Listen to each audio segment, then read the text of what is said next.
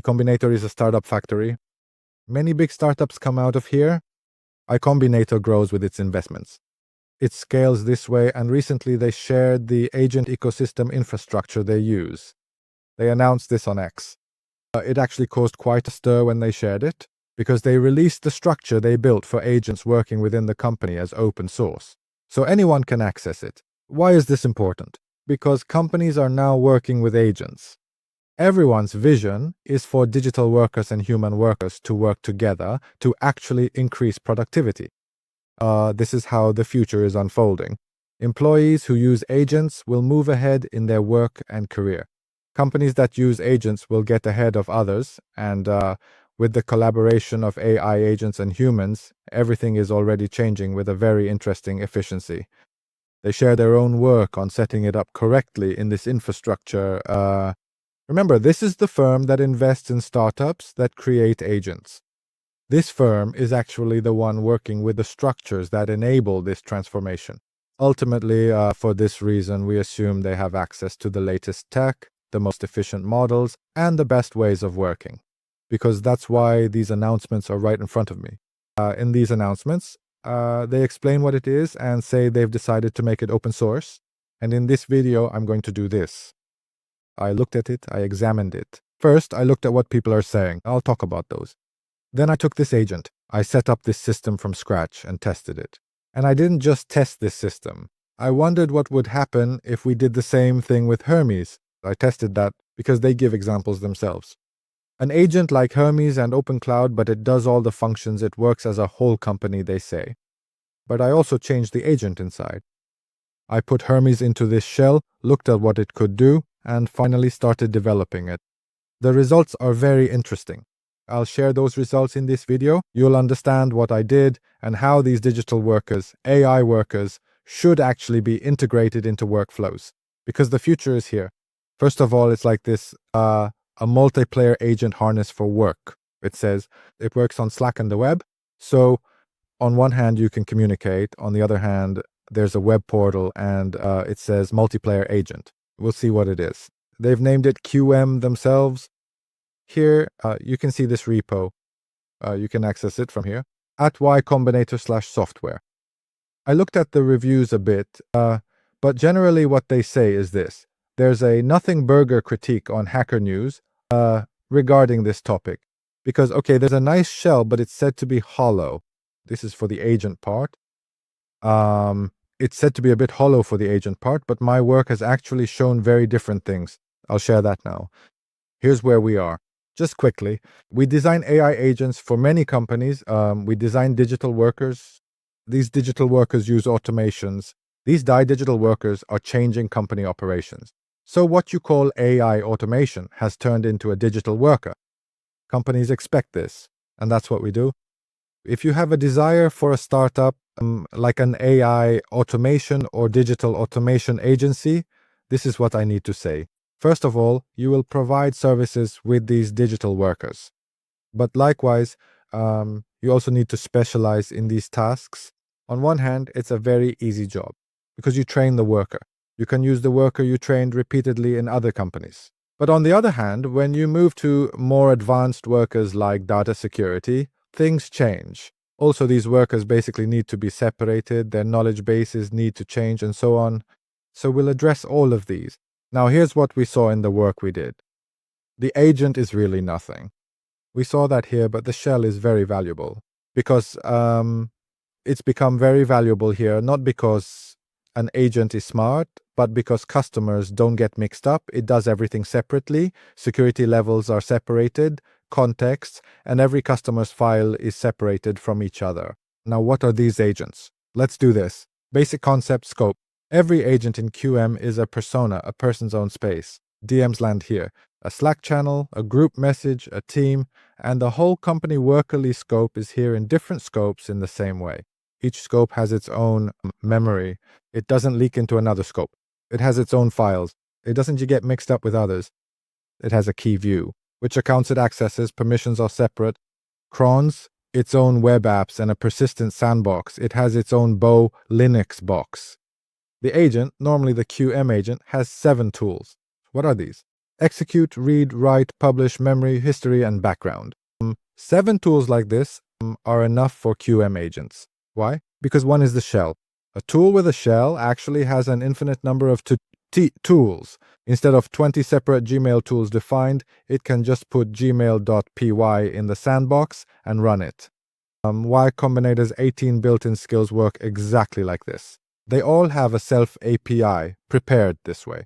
What we call a sandbox is the agent's own computer. What does it mean to be persistent? When the agent installs a tool, it stays there. When it writes a file, it stays. It doesn't vanish when it does it itself. When it logs into an account, it doesn't get logged out. And isolation actually provides a separate container per scope, preventing the agent from walking to the parent directory. We verified this. Neighboring scopes were listed for the same agent, but it said there's no accessible indicator of access. So we tested it. Data really doesn't leak. In the read-only scope, organization files are declared as read-only under the container global. This is how they distribute company-wide information. We found something like this in the test, but file permission gives a container boundary. If you trust that word and design accordingly, there will be trouble. Because we tested it and there was trouble. I'd mentioned the architecture. The architecture can go this way. Security skills distribution layer is like this. There are 3 security postures. They're strict. Every tool stops for human call approval. There's auto. Incoming data and tool results are scanned before reaching the model. And then there's dangerous. No scanning, no pausing. It runs on its own. The skill already belongs to the normal scope. There's a part that works just like class skills. In the distribution layer, everything company-specific is in a single directory. Config, sandbox tools, infrastructure, Slack manifest, they all sit together in a single skill. What do we do from the start here, for example? A message arrives from Slack or the web interface or directly from the API. The DM resolves the core scope. Then soul memory, skill list, linked accounts, and the machine's live state combine to set up the system prompt. Just like in a normal cloud job. It brings up the scope container, the harness runs the model. Incoming content is scanned according to the security posture. A response is actually generated. Technically, this is how the agent's response part works for you. There's a subscription lock in the setup traps. QM's own harness requires an API key for everything, but we changed that. We made a 4-line patch and linked it to our chat GPT sub instead of API spending. There was a build error here, exit. This was also due to Docker's credential helper on macOS. We solved this too. It blocked the sandbox setup. Watch out. The read-only layer is also in a readable state. We had to change this as well. What do we do when performing a task? These already exist. Who is the worker roster in this company? Our worker roster here is the monthly report specialist. It reads service task payments, calculates the delay, writes the report. There's a data hygiene auditor. It cross-reads the records. It finds contradictions, invoicing for a pause service or non-existent code. There's delivery quality control. It audits everything going to the customer against that customer's rules. There's a collection tracker. It finds overdue items every Monday. There's inbox triage. Well, it scans incoming emails, everything. There's a kickoff runner. A customer is acquired. What happens next? It creates these for the first month's tasks. There's renewal tracking. It monitors contract dates. It writes the renewal note. There's an internal tool builder. It builds small web applications. It creates things like menus, dashboards, and forms and publishes them to the right people. Meaning it publishes to the right people, like employees and customers. There's a repo and a watcher. It runs tests and opens PRs. These things can actually be done. How do the teams connect? With the context we just showed. How does work come in and how does the result come out? There are 4 ways in. One can write a DM, then they can be tagged in a channel on Slack or the web. It has its own calendar. There's already work to do, scheduled, or there could be another triggering event. And 4 ways out. It's shared as a file in the workspace under the requested topic with permission. A post can be sent to the channel or provided as a dashboard or a form. For example, in my morning digest scheduled task, what has changed since last night that I need to know? A single message. If nothing changed, it says that too. Data hygiene reads the records. It only reports actual discrepancies. It identifies overdue collections. It writes a message, sends it to them, or waits for a human to send it. Everything delivered to a customer is first audited against that customer's rules. So every customer has their own rules. If there's specific information for them, it audits it before sending. So, for example, let's say John is sensitive about this topic. You leave a note saying this needs to be considered when writing a message. It audits that and decides if it's appropriate to send. The report specialist connects from the reports, and the kickoff runner opens the scope. Governance and setup roadmap. There's a security posture. You need to do these. 2 budget ceiling. What will be the individual limit? Because these will be given to the company's employees as an audit record. First, you set up your worker, your first worker. The role becomes operational. Then, when you open Chrome and the Slack channel, you can call it. You connect the connectors like Google and Dropbox. That way it works with real data, identity per customer, and cloud deployment. It transitions to a multi-customer setup. Once you install the K-skill package, it works directly. You won't do these, the cloud will. What did we set up for the test? We set up the personnel, the reporter. We defined who they are. We specified which files they read, and we provided these customer JSON data, meaning payments. Basically, we provided all the company data that it needed. And then, after that, we fixed the test here. As I said, there's 5.6 Luna, and the agent became QM. It became Hermes. Where did it run? It ran on the host and sandbox. We measured it by evaluating the answers, cross-checking the report, power battery, and judgment battery, totaling 6 plus 6, 12. We tested it with 18 tasks. In each task, like generating a monthly report, it measured the basic work format and discipline. We said, calculate the metrics and write them to the file. We said, request a non-existent metric. Is it making things up, I wonder? Can it say there's no fabricated data? We measured that. We said, apply the rule given 3 rounds ago. Is the memory really being carried over correctly? We said, let it be more comprehensive. Does it actually stick to the contract under pressure, or does it just change the data to increase the scope? We said, find the anomaly that no one asked for. Thus, to the ability to see what isn't asked, we said, repair the corrupted CSV. We tested its mechanical power. We requested a correction based on a false claim. Can it object? Can it say, no, what you said is wrong, there's no such thing in the documents? We tested for that. We asked for a risk score. Can it make a decision on this? We tested this. We requested a correction supported by the data.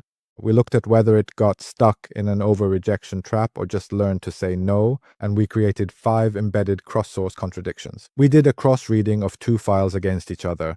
All of these are really important for you when doing business. Why is it important? Because many AI workers, many systems actually fall into these traps because they mix up the data, they mix up the customer data. Is this a structure that prevents you from falling into that trap? That's what we're trying to test. Because when you set this up for companies, all of these need to be solvable. And yes, it's an incredibly effective solution. Let me tell you right now that this is incredibly effective. In round 1, we looked at whether the shell adds anything. In round 2, we put Hermes inside QM and what happened when it entered the sandbox. In other words, we looked at what happened when we put it inside the company. We moved on to the equal cage and equal power trial. And finally, in rounds 6 and 7, we gave the ground directive. So we gave it the same settings. We brought QM and Hermes to exactly the same point, and in the end, it turned out that QM's answer was actually better than Hermes's. Because Hermes comes with many more skills, and when you create the QM infrastructure, we've reached round 7. The final edge is there. QM catches contradictions on its own, but its belief was based on a single observation. So in the new scenario, we embedded 5 contradictions. It had to compare each of the 2 files, and here, the grounded Hermes came out 75% higher. 3 out of 5, 5 out of 5, 0 out of 5, 0 out of 5. Here, 3 out of 5, 1 out of 5, 5 out of 5, 5 out of 5. So we saw the 75% web interface here. From here, we can see all of them. The audits, as many trials were conducted here, we did the audits. There are insights below. There are users. So you can manage everything from here, up to autonomy, up to what will happen. Setting these up is not very difficult. You can also set it up with the cloud. It's already been done. You see here, Codex is ours too. Now, in addition to this, it goes like this. Our core, this is the core, like this. API. If it's Codex, Cloud, OpenCode, or Harness, we add those. A language model is a pluggable brain. As I mentioned just a moment ago, what's there? There's an API, identity, policy, and a timer. In Postgres, there's session, memory, queue, and audit. When we say sandbox, there are files, tools, sessions, and persistent disk. Where is this sandbox? If you open any Docker, Claude opens it for you. You can configure it. So this is where the company is located. Harness has only one mandatory method. It was connecting via API. We changed this and made a one-line change to connect with your monthly subscription. And when we connected Hermes, we tested a few things here. One, arithmetic and data repair. In our first test with native QM meaning this Y Combinator agent performed very well. It performed very well in scope isolation. Hermes also did very well, by the way, in arithmetic and data repair, but in scope isolation, meaning separating data per customer, Hermes failed. In memory across turns, QM performed beautifully. Hermes failed. In format under pressure, QM performed beautifully. Hermes failed. In resisting a false premise, QM won again. In decision-making, again, based on data. Because here they are working with company data. QM won again. We did catching a contradiction unasked and an over-refusal trap. Hermes couldn't provide an answer in these cases. QM failed here. Then we started improving it.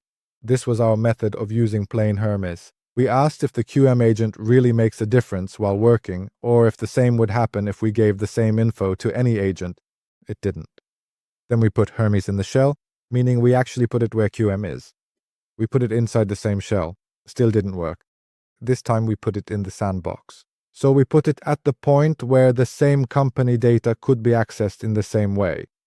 We got improvements here, but we still couldn't pass resisting a false premise, and there were still issues in decision-making. We tried to achieve this with a prompt. It took 7 rounds, as I said. Again, we failed in the same last 2 here, but once we made the ground the same too. So what am I saying when I say this? By customizing Hermes, we finally put it where QM is, and when it connected to everything the QM agent knows, every tool, everything in the same way, things changed. Why am I trying to do this?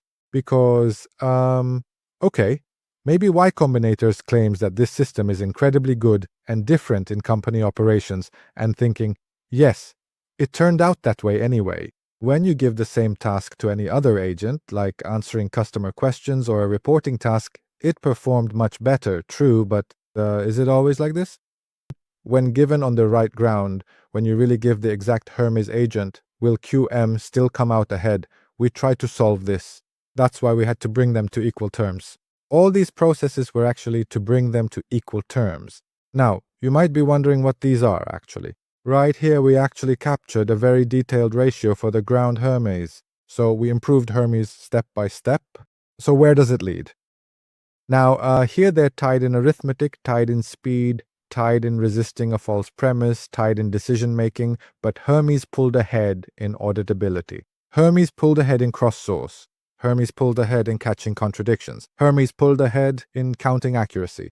Isolation, memory, sandbox, identity, cron, QM was ahead. But when we put Hermes in the same place, it became a common ground anyway. Now, half of what those on Hacker News say, the things we examined, are right, and half are wrong. The agent really isn't it at all.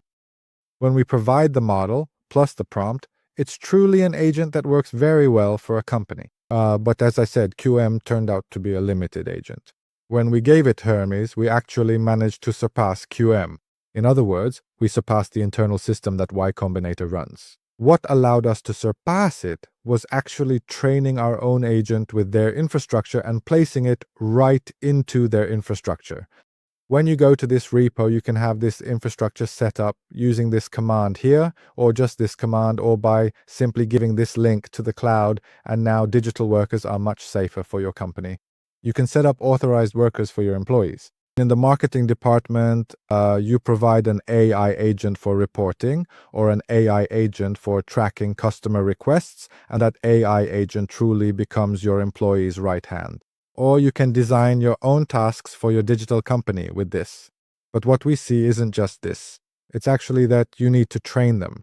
If you train digital workers, they become much better. We did this training here, and I wanted to show you and explain what we've done. At the end of this training, the workers became much smarter, but they came with this shell. What Y Combinator shared with us for free is very valuable. It's this simple to set up, and you need to use this value for your company. We've now entered the era where people will work together with AI agents, and companies that don't use them are falling behind. Your employees need to learn these, and you need to integrate them into your workflows. As I said, if you're going to start a venture or change something, this is how you should do it. I really enjoyed doing this test. I actually wanted to explain to you what it was. I went through it quickly. You can slow it down and watch. If you're curious, you can join us and learn these, apply them to your work, or have your employees learn them. Most importantly, you can build your own business with these agents. Thank you so much for watching. See you.